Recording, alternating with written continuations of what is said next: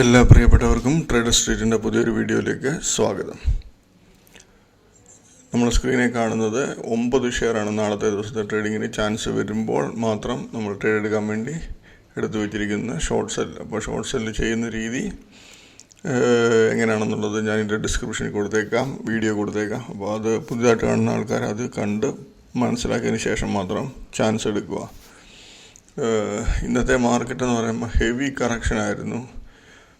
Small ക്യാപ്പിലും mid ക്യാപ്പിനകത്തും അതെല്ലാം വന്നിട്ട് over valued ആയിരുന്നു ഇതിനകത്തിലെ ഒരു 90% ഷെയറുകളും. അപ്പം അതിൻ്റെ വാല്യൂ അഡ്ജസ്റ്റ്മെൻറ്റ് നടക്കും, അത് ഉറപ്പായിട്ടും നടക്കും. എപ്പോഴാണെന്ന് മാത്രമേ ഉള്ളായിരുന്നു നമുക്കൊരു ഇത്.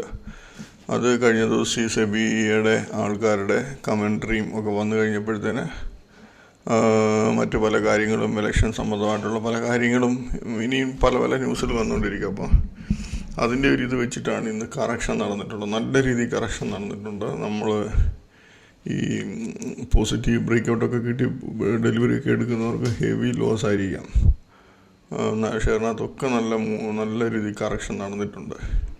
അപ്പോൾ ഈ സമയത്ത് നമുക്ക് ചെയ്യാൻ പറ്റുന്നത്, കറക്ഷൻ നടക്കുന്ന സമയത്ത് ഏറ്റവും നല്ല ഹൈ ക്വാളിറ്റി കമ്പനികളിനകത്ത് കറക്ഷൻ വരും. ആ കമ്പനികളിൽ ഇൻവെസ്റ്റ് ചെയ്ത് ചെറിയ എമൗണ്ട് ഇൻവെസ്റ്റ് ചെയ്ത് ഇടുക.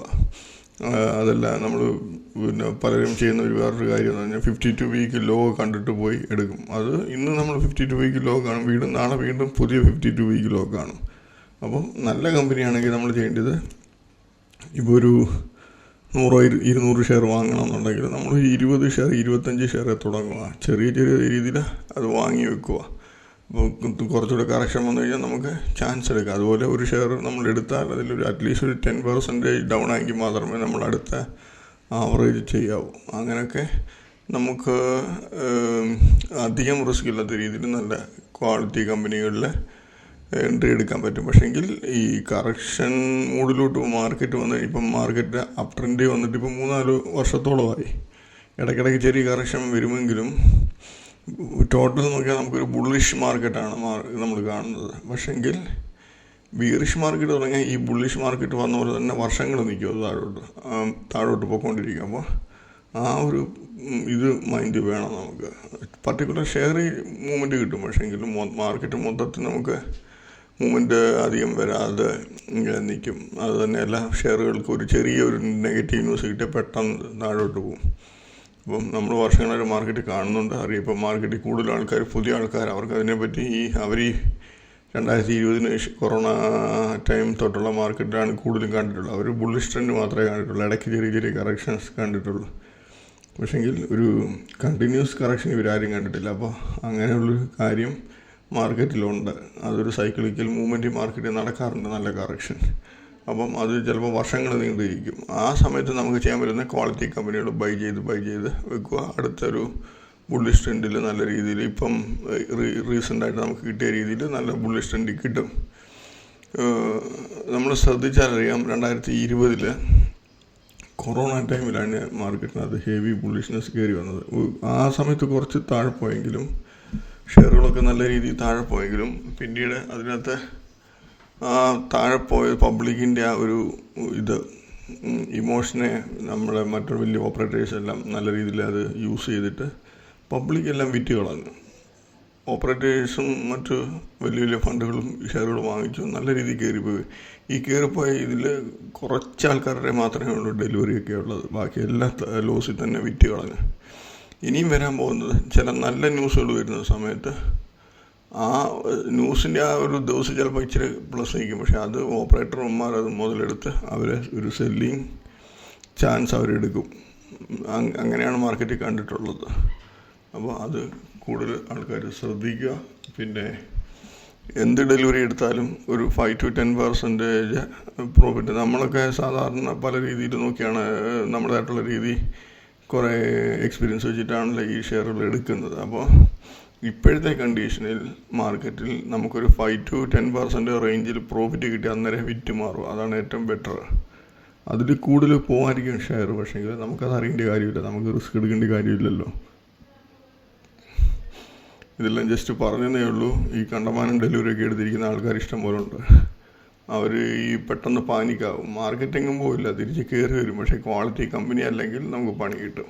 അതുകൊണ്ട് പറഞ്ഞതാണ്. അപ്പോൾ ഈ നാളത്തെ ദിവസത്തെ നമ്മൾ ഷോർട്ട് സെല്ലിങ് നമ്മൾ സെലക്ട് ചെയ്തേക്കുന്ന ഷെയറിനകത്ത് അധികം മൂവ്മെൻ്റുള്ള ഒരു ഷെയറും ഇല്ല. അപ്പോൾ ഇതിനകത്ത് നമ്മൾ അധികം പ്രതീക്ഷിക്കരുത്. നമുക്ക് ലെവൽ വന്നിറങ്ങുവാണെങ്കിൽ നമ്മൾ എൻട്രി എടുക്കുക, പെട്ടെന്ന് തന്നെ നമ്മൾ ബുക്ക് ചെയ്യുക, അധികം വെച്ചുകൊണ്ടിരിക്കരുത്. ഇതിൽ ഈ 2 ഷെയർ ഇവിടെ മൈനസ് കാണിക്കുന്നുണ്ടെങ്കിലും അതിൻ്റെ ലാസ്റ്റ് ക്ലോസ് ഇവിടെ ക്ലോസിംഗ് ആണ്. പക്ഷേ ലാസ്റ്റ് ട്രേഡർ പ്രൈസ് ഒത്തിരി ഹൈ ആണ്. ഞാൻ അതിൻ്റെ ഇത് കാണിച്ചു തരാം, ക്യാൻഡിൽ കാണിച്ചു തരാം, അപ്പം നിങ്ങൾക്ക് മനസ്സിലാവും.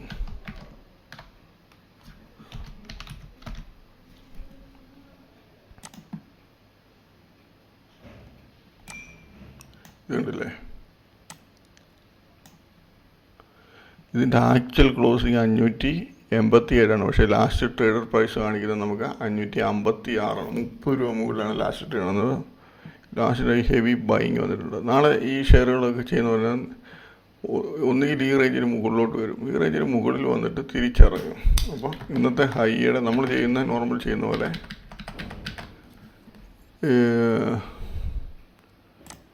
നമ്മളെന്താണ് ചെയ്തത്, ഹൈയുടെ മുകളിൽ ട്രേഡ് ആയാൽ ഇപ്പോൾ ഞാൻ ഈ SBI എന്ന് പറഞ്ഞ ഈ ഷെയർ കാണിച്ചത്, ഇത് 556 കാണിക്കുന്നത്. പക്ഷേ ഇതിൻ്റെ ലാസ്റ്റ് കറക്റ്റ് പ്രൈസ് 587. അപ്പോൾ ഇത് 600 റേഞ്ചിലൊക്കെ ചിലപ്പോൾ ഓപ്പണിങ് വന്നിട്ട് തിരിച്ചാൽ ചിലപ്പോൾ ഈ റേഞ്ച് വരത്തില്ല. ഇന്നത്തെ ആ ലാസ്റ്റിലെ ഷോർട്ട് കവറിങ് കയറിയതായിരിക്കാം. അങ്ങനെ എന്താണെങ്കിലും നമ്മൾ ഈ 600 റേഞ്ചിൽ ഇപ്പോൾ 591, 89 ഏകദേശം അടുത്താണ്. ഈ റേഞ്ച് വന്നിട്ട് ഇറങ്ങുവാണെങ്കിൽ നല്ല ചാൻസ് ആയിരിക്കും ഈ ഷെയറിനകത്ത്. അതുപോലെ SBCL എന്ന് പറഞ്ഞ ഈ ഷെയർ, അതിൻ്റെ ചാർട്ട് കാണിക്കാം. ലാസ്റ്റ് 1 ക്യാൻഡിലാണ് മൂവ്മെൻറ്റ് കിട്ടിയിരിക്കുന്നത്.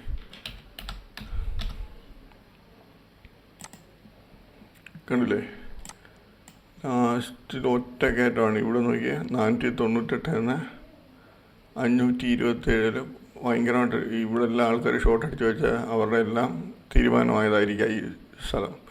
എന്തായാലും നാളെ ഈ റേഞ്ച് വന്നിട്ട് തിരിച്ചിറങ്ങുകയാണെങ്കിൽ നമുക്ക് ഇറക്കാം, നല്ലതായിട്ട് ഇറങ്ങിപ്പോയി ഷെയറുകൾ.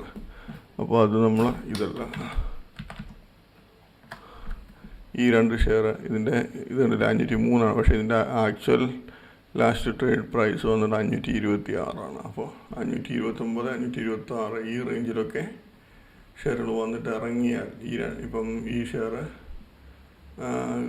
ഹൈയെക്കാട്ടി കുറവാണ് അതിൻ്റെ R1. അപ്പോൾ ഈ R1ഉം ഹൈയും അടിച്ചതിന് ശേഷം ഈ 2 റേഞ്ചിലും താഴെ വന്നു കഴിഞ്ഞാൽ നല്ല ചാൻസ് ആയിരിക്കും. അപ്പോൾ അത് നിങ്ങൾ ശ്രദ്ധിക്കുക. അതുപോലെ ബാക്കിയുള്ള ഷെയറിനകത്തൊക്കെ ഇപ്പം വീക്ക്നെസ് ആണെങ്കിൽ എൻ്റെ ഒരു കാൽക്കുലേഷനിൽ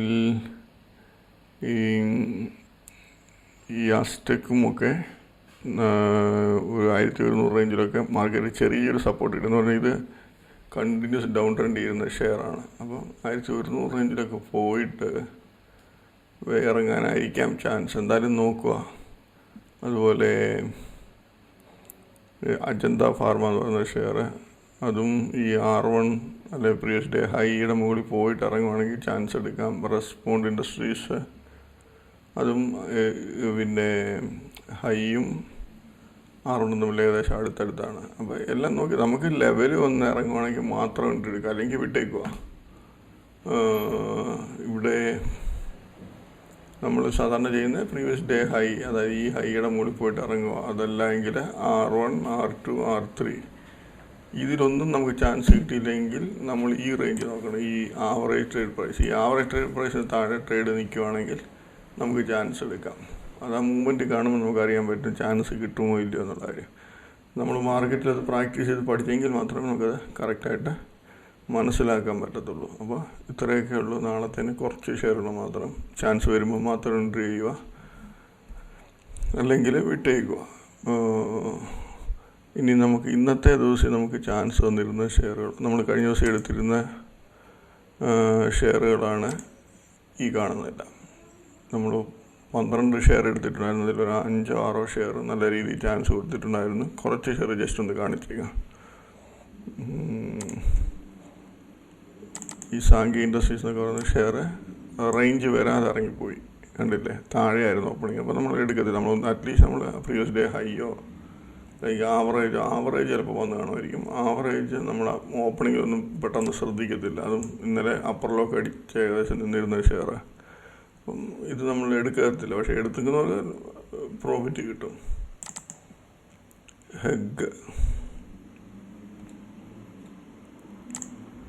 എന്ന് പറയുന്ന ഷെയർ വന്ന് നമുക്ക് ഓപ്പണിങ് പ്രീവിയസ് ഡേ ഹൈയുടെ മുകളിൽ പോയി അതിനുശേഷം ഇവിടെ ഇറങ്ങി. നമ്മൾ 1727 എടുത്തായിരുന്നെങ്കിൽ പിന്നെ അത് കയറിയിട്ടേ ഇല്ല.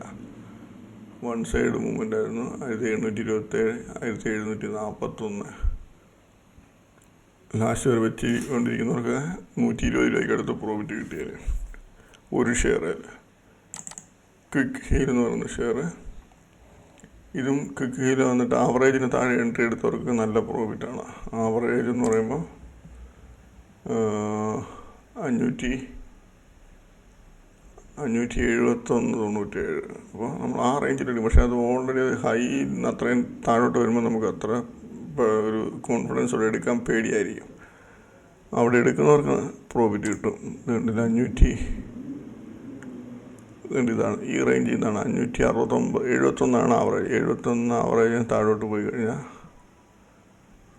ഒരു 10-20 മിനിറ്റ് കൊണ്ട് 540 വരെ വരുന്നുണ്ട്. പിന്നെ അത് കണ്ടിന്യൂസ് ഇറക്കുക. ഇന്ന് മാർക്കറ്റിൻ്റെ സപ്പോർട്ടും ഉണ്ടായിരുന്നു, അത് വേറെ കാര്യം. എന്നാലും നല്ല ചാൻസ് ഉണ്ടായിരുന്നു. ലിൻഡ ഇന്ത്യ ലെവലുകൾ വന്നിട്ടാണ് ഇറങ്ങിയത്. അതുകൊണ്ടില്ല ഓപ്പണിങ്, ഫ്ലാറ്റ് ഓപ്പണിങ് വന്ന് നേരെ കയറി പ്രീവിയസ് ഡേ ഹൈ R1 പോയിട്ട് ഇറങ്ങി. നമ്മളിവിടെ എൻട്രി എടുക്കും. 6524 ആ റേഞ്ചിൽ എൻട്രി എടുത്താലും നമുക്ക് 10-15 മിനിറ്റ് കൊണ്ടാണ്ട് ഇവിടുന്ന് 6500 എന്നത് 6269 വരെ വന്നു. പിന്നെ ആവറേജ് വരും, പിന്നെ തിരിച്ചിറങ്ങും. അങ്ങനെ ലാസ്റ്റ് നോക്കി 5957 ഹൈ എന്ന് ഏകദേശം 600 രൂപ താഴെ പോയി. ഈ ഷെയറിനകത്തൊക്കെ നല്ല നമുക്ക് പേടിയായിട്ട് 40 ഷെയറിൽ തന്നെ ഏകദേശം 3000 രൂപയ്ക്ക് അടുത്ത് പ്രോഫിറ്റ് എടുത്തു 40 ഷെയറിൽ. അതുപോലെ ഗ്രീൻ ലാമ്പൊക്കെ ആവറേജ് ആയിട്ട് എടുത്താൽ കിട്ടിയപ്പോൾ നമുക്ക് ചാൻസ് ഈ ഹെഗ്, ലിൻഡ ഇന്ത്യ, പിന്നെ ആവറേജ് നമുക്ക് ചാൻസ് വന്നത് ക്വിക്ക് ഹീല്, ബാലകൃഷ്ണ ഇൻഡസ്ട്രീസ് കണ്ടില്ലേ.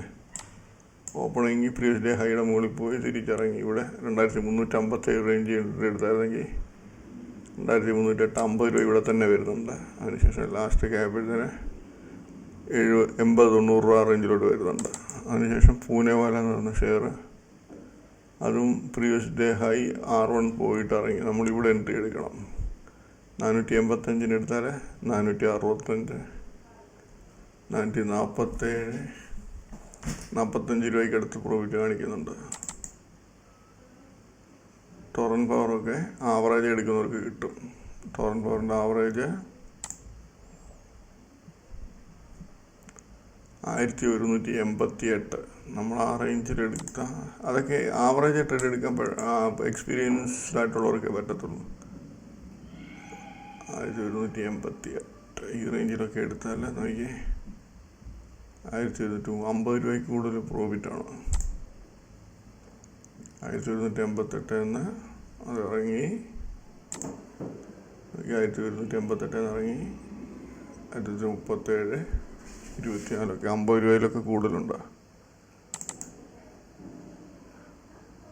ഇന്ത്യ മാർട്ടും R1 അടുത്ത് വരെ വന്നിട്ട് ഇറങ്ങി. പിന്നീട് ഫോണിക്സ് ലിമിറ്റഡ്, അത് R1 പ്രീവിയസ് ഡേ ഹൈ അടിച്ചിറങ്ങി 2930 എൻട്രി എടുത്ത നോക്കി 400 രൂപയ്ക്ക് അടുത്ത് താഴെ പോയി. ഈ മുദ്ര പ്രീവിയസ് ഡേ ഹൈയുടെ അവിടുന്ന് നല്ല തിരവ്. ഇതിനകത്തെല്ലാം ഇന്ന് ഹെവി പ്രോഫിറ്റ് ഷോർട്ട് അടിച്ചവർക്കെല്ലാം. പക്ഷേ നമ്മൾ ഇത്രയൊന്നും വെച്ചോണ്ടിരിക്കത്തില്ല. മാർക്കറ്റ് നമ്മൾ ഹെവി മൂവ്മെൻറ്റ് കാണിക്കും, നമ്മൾ പേടിച്ചിട്ട് 10-15 രൂപയൊക്കെ പ്രോഫിറ്റിൽ കട്ട് ചെയ്യുക. എന്നാലും നമുക്ക് ഒരു 5000-6000 രൂപയ്ക്ക് ഈസിയായിട്ട് ഒപ്പിക്കാൻ പറ്റും 150 ഷെയറൊക്കെ ട്രേഡ് എടുത്ത് തന്നെ. കാരിസിൽ എന്ന് പറഞ്ഞാൽ ഈ ഷെയർ ഉണ്ടല്ലേ R3 വരെ പോയിട്ടാണ് 1015 വരെ പോയിട്ട് നോക്കി 922 100 രൂപയ്ക്ക് അടുത്ത് പ്രോഫിറ്റ്. ഓക്കെ, അപ്പോൾ ഇത്രയൊക്കെയുള്ള കാര്യങ്ങൾ നോക്കി ചെയ്ത് കഴിഞ്ഞാൽ, ക്ഷമയോടെ ചെയ്തിരുന്ന് കഴിഞ്ഞാൽ നമുക്ക് നല്ല രീതിയിൽ പ്രോഫിറ്റ് എടുക്കാൻ പറ്റും. അപ്പോൾ നാളെ കുറച്ച് ഷെയറുകളേ ഉള്ളൂ, സൂക്ഷിച്ച് ചെയ്യുക. അപ്പോൾ എല്ലാവർക്കും നല്ലൊരു പ്രോഫിറ്റബിൾ ഡേ ആയിരിക്കട്ടെ എന്ന് ആശംസിക്കുന്നു. ബൈ.